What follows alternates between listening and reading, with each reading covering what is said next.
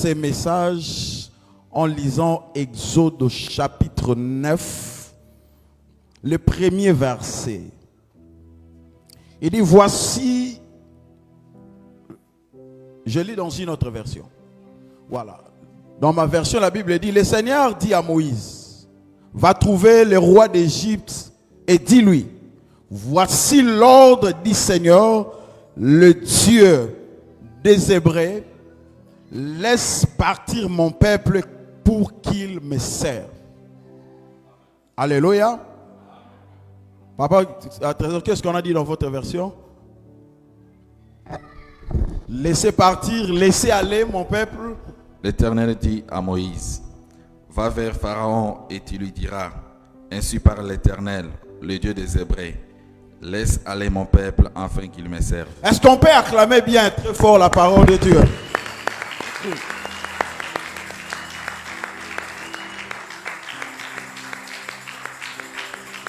Que le nom de l'Éternel soit béni. Seigneur, nous te prions, prends contrôle de ces moments. Cher Saint-Esprit, dirige ces moments pour ta gloire dans le nom puissant de Jésus. Il dit, laisse partir mon peuple pour qu'il me serve. Et Dieu lui-même a endurci le cœur de Pharaon. Et vous savez pourquoi il a endurci le cœur de Pharaon? Les 10 plaies qu'il a frappées en Égypte, qui symbolisaient, qui représentaient les 10 dieux égyptiens. Et tant qu'il n'avait pas encore fini avec les 10 dieux égyptiens, il n'allait pas passer à autre chose. Et voilà pourquoi il a voulu d'abord finir avec les 10 dieux. Et lorsqu'il a rencontré Moïse, il dit, va leur dire, je suis envoyé. Parce qu'à cette époque, le peuple était des polythéistes. C'est-à-dire, ils croyaient à plusieurs dieux. Ils faisaient recours à un Dieu précis, à un temps aussi précis. Alléluia. Et maintenant, Dieu voulait finir. Dieu voulait faire savoir à tout le peuple, ainsi qu'à Pharaon, je suis un seul Dieu qui répond, qui peut répondre à toutes vos préoccupations. Alléluia. Écoutez bien, aimés dans le Seigneur. Quand Dieu veut faire quelque chose, Dieu c'est un esprit. Pour que Dieu commence à travailler, il a besoin d'un corps. Et parce qu'il avait déjà promis, il voulait déjà libérer son peuple, Dieu ne pouvait que passer par un homme. Dieu n'a que besoin d'un homme pour faire quelque chose. Sans toi, ça serait pratiquement impossible. Dieu, c'est un esprit. Pour qu'il travaille, il lui a besoin d'un corps physique. C'est-à-dire, tant qu'un esprit, s'il pouvait travailler sans un corps, il serait illégal sur la terre. Et voilà pourquoi il a porté un corps. Alléluia. Pour travailler maintenant avec Moïse. Alléluia. Rapidement, donnez-moi Actes des Apôtres, chapitre 10, le verset 38.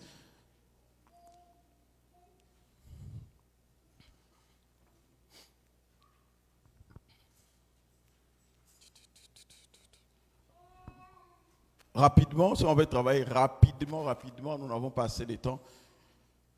Parce qu'on doit prier. Acte 10, 38, nous lisons au nom de Jésus-Christ. Amen. Vous savez comment Dieu a oint du Saint-Esprit. Vous savez comment Dieu a oint du Saint-Esprit. Et de force Jésus de Nazareth. De force, du Saint-Esprit de force Jésus. Qui allait de lieu en lieu. Qu'ils allaient de lieu en lieu. Faisant du bien. Faisant du bien. Et guérissant tous ceux qui étaient sous l'emprise. Guérissant tous ceux qui étaient sous l'emprise. Car Dieu était avec lui. Car Dieu était avec lui, qui me donne le plus grand amen. Amen. Non, qui me donne le plus grand amen et qui acclame bien et très fort le Seigneur. Dieu l'avait oint et Dieu était avec lui. J'aimerais dire à quelqu'un, à cette époque-là, pour que Dieu puisse libérer son peuple, il avait besoin d'un homme. Il fallait utiliser un homme qu'on appelait Moïse. Moïse. Alléluia. Il avait besoin d'utiliser un homme. Cet homme-là, c'était Moïse. Et vous savez, quand il a travaillé avec Moïse, j'aimerais dire à quelqu'un, tu es plus que Moïse. Amen. Non, je disais, tu es plus que Moïse. Amen. Oh là, tu ne crois pas? Tu es plus que Moïse. Parce que Moïse voulait voir la face de Dieu. Dieu lui a dit, personne ne peut voir ma face et rester en vie. Alors, qu'est-ce que moi je vais faire? Je te mettrai dans le creux d'un rocher. Moi, je passerai, tu me verrais seulement par les dos. Cela veut dire, Dieu était devant, Moïse derrière. Alléluia. Alléluia. C'est-à-dire, à tout moment, il y a l'adversité. À tout moment, il y a la sorcellerie. La sorcellerie doit d'abord rencontrer Moïse doit d'abord rencontrer Dieu avant de rencontrer Moïse. Alors, si personne ne peut voir ma face et rester en vie, lorsque dans ta vie tu es attaqué, la sorcellerie est en train de t'attaquer, la malédiction est en train de t'attaquer, quand ça voit la face de l'Éternel, la sorcellerie fera quoi? Va tomber. La malédiction va faire quoi? La condamnation, l'échec, toutes ces choses vont tomber. Là, parce que Dieu était devant. Mais il a dit ces choses. Il a dit quelque chose. Dans Jean chapitre 14, le verset 23. Si quelqu'un m'aime, moi aussi, le Père, je l'aimerai. Alléluia. Aimer le Seigneur, ça dit garder la parole de Dieu. Et pendant que tu gardes la parole, le Dieu de la Bible t'aimera. Et il prendra son fils, ils feront leur demeure en toi. Waouh! Oh! Ils feront leur demeure en toi. Dieu marchait devant Moïse, mais toi, Dieu est en toi. La puissance est en toi. Oh. Qui me donne le plus grand amen? Qui acclame bien et très fort le Seigneur? Est-ce que quelqu'un peut rendre la gloire de Dieu disponible en ce lieu? Alléluia. Il est là, il est en toi, il marche avec toi. C'est-à-dire, à tout moment, il veut délivrer une personne. À tout moment, il veut faire quelque chose. Son esprit est sur toi. De même manière qu'il m'a oint, alléluia, aujourd'hui, alléluia, afin de libérer. C'est le verset que tu es en train de lire là. C'est un verset qui nous accompagne dans la mission, à commençant par l'apôtre. Et nous tous. Et cette même verset va t'accompagner. L'esprit de cette parole t'accompagnera dans le nom de Jésus. Que son de ma voix, je suis en train de déclarer que l'huile tombe sur ta tête au nom de Jésus. Oh. J'ai dit que l'huile tombe sur ta tête dans le nom puissant de Jésus, qui me donne le plus grand amen de l'auditoire, que j'avance. Alléluia. De même, nous avons connu les retards pour ce programme de vol. Je me tiens en ce lieu. Comme étant les gardiens, je suis en train de déclarer que toutes sortes de retards dans ta vie soient brisés maintenant dans le nom de Jésus. Je brise cela au nom de Jésus. Je brise cela au nom de Jésus. Que la main de l'Éternel soit derrière toi pour te pousser vers ta destinée dans le nom de Jésus. Je le déclare, que le diable devienne 10 000 fois diable, il ne te touchera pas. Que la main de l'Éternel soit derrière toi, te pousser à aller de l'avant, d'entrer dans ta saison qui me donne le plus grand amen. Et pendant que dans tout mon esprit j'étais là en train de me battre, de quoi? Qu'est-ce que Seigneur, qu'est-ce que tu es en train de dire? Qu'est-ce que tu es en train de dire? Qu'est-ce que tu veux faire exactement? Je vis un groupe de gens. J'ai vu un groupe de gens, ils étaient là en train de jouer au jeu des cartes. Et je donne par exemple l'exemple. Un était un géant. Il prend l'argent. Je donne l'exemple. Il prend l'argent, il vient donner à Papa Trésor. Il dit, va m'acheter la cigarette.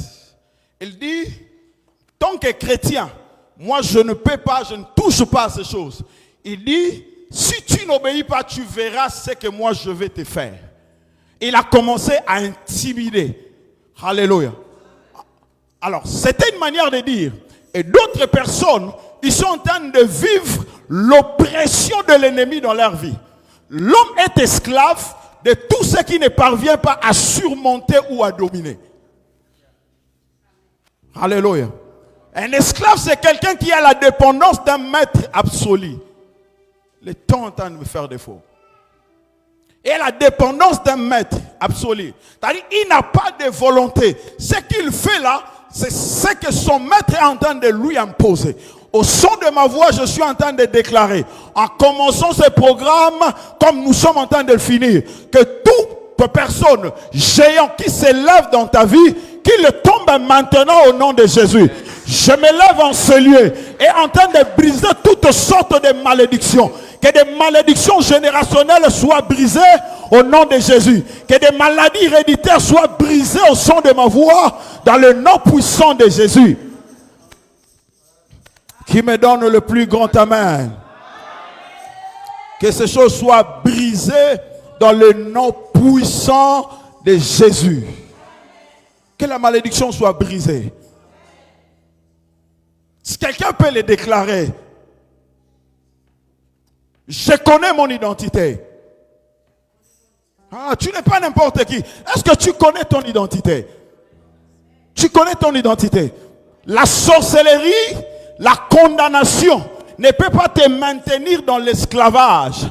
Alléluia. Je suis en train de déclarer au nom de Jésus que ta vie soit libre, que ta santé soit libérée, que ton mariage soit libéré dans le nom de Jésus. Toutes sortes d'oppressions, alléluia, que cela libère ta vie dans le nom puissant de Jésus.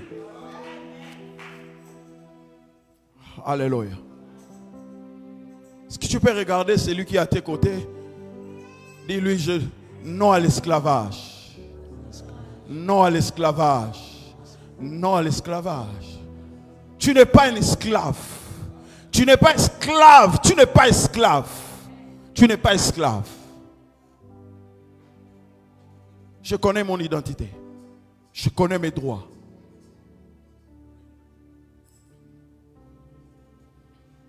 Et vous savez, dans la vie telle que tu es là, tu dois très bien comprendre ces choses. Des points très importants. Dans la vie, nous avons des batailles intérieures et nous avons des batailles extérieures.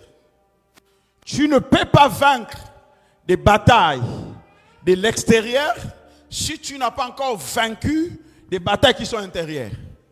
Qui comprend ce que je dis? C'est très très important. Parce que tu ne peux pas te tenir en ce lieu, commencer à renverser des autels, à briser des alliances, mais aussi longtemps, dans ton cœur, il y a des portes ouvertes. Qui me donne le plus grand amen. Aussi longtemps dans ton corps, il y a la haine, il y a la jalousie, il y a toutes ces choses, ça serait difficile pour toi de vaincre. Je vais aller rapidement. Tu ne vaincras pas. Tu ne vaincras pas. Parce qu'à tout moment, quand l'ennemi veut t'attaquer, qu'est-ce qu'il le fera? Derrière chaque péché, il y a un esprit. Et lorsqu'il veut t'attaquer, ils le feront juste proposition de l'esprit qui est en train de, comment dirais-je, de t'orienter, de te diriger, de te maintenir. Il dit, tel qu'il est là, tel qu'elle est là, elle est colérique. Tu vas trouver juste quelqu'un t'énerver. Faire quelque chose qui va t'énerver parce que tu n'arrives pas à te contenir, tu es esclave de la colère. Pouf, tu vas t'enflammer. Et quelque chose va arriver. C'est une porte ouverte qui permet à l'ennemi de mettre la main sur toi. Quand on sait que vous êtes impudique, il sait que vous êtes un ivrogne. Ils vont toujours passer par là pour te maintenir. Alors la moindre chose, tu dois d'abord vaincre de batailles intérieures. Prépare d'abord ton cœur.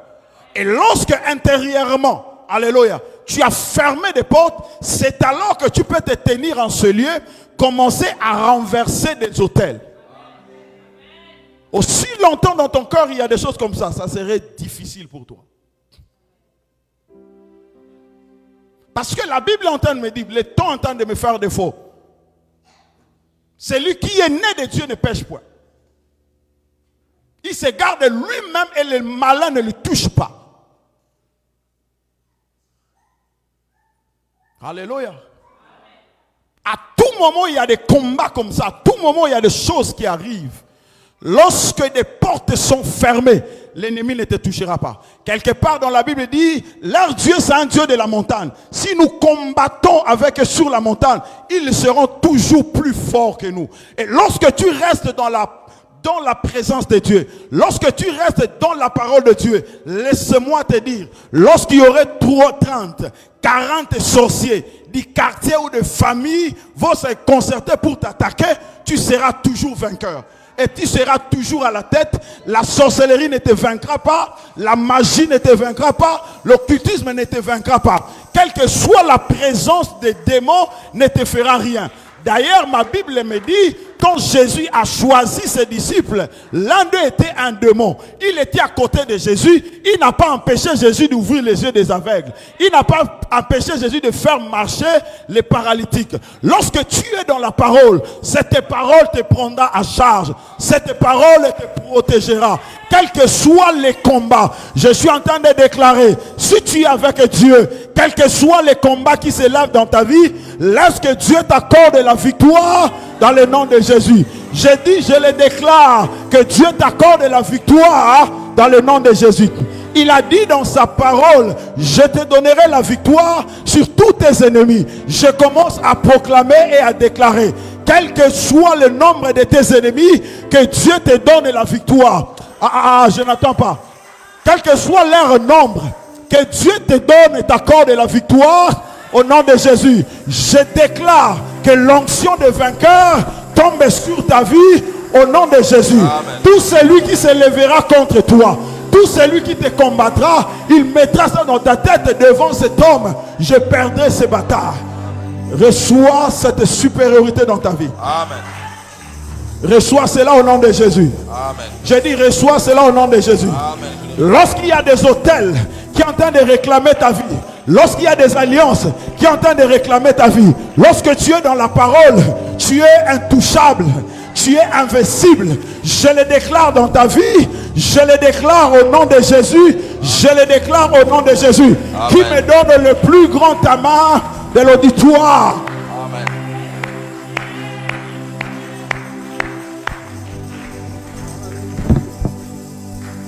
Tu es émerveillé. Tu es émerveillé. Est-ce qu'on peut se tenir debout parce que je n'ai pas le temps? On doit prendre quelques minutes de prier.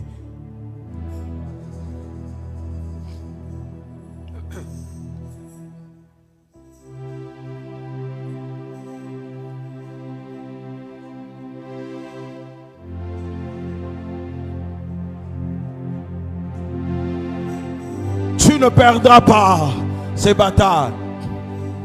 Tu n'es pas esclave.